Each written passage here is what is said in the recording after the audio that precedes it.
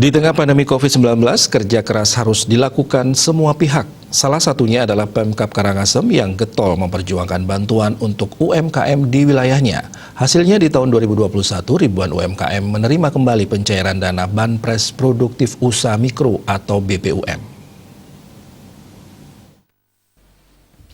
Bupati Karangasem Gede Dane mengatakan pihaknya ingin seluruh pelaku UMKM di Karangasem yang datanya sudah diajukan dapat menerima bantuan ini.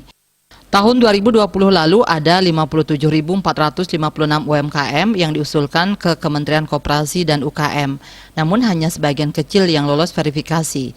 Setelah berkoordinasi dengan pemerintah provinsi dan pemerintah pusat, seluruh usulan penerima BPUM tahun 2020 bisa cair di tahun 2021.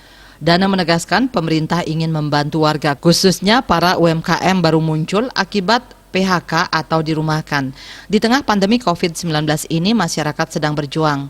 Dampaknya banyak bermunculan UMKM dan ini harus diapresiasi karena semangatnya yang luar biasa.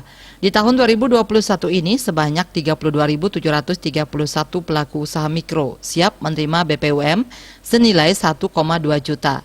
Karangasem menjadi kabupaten tertinggi kedua dari 9 kabupaten di Bali yang usulan BPUM cair di tahun 2021.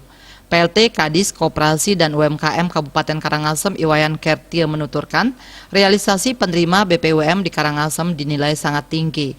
Hingga kini masih terbuka usulan selanjutnya sampai September. Calon penerima program BPUM meliputi seluruh pelaku usaha mikro. Yunda dan Pos melapor.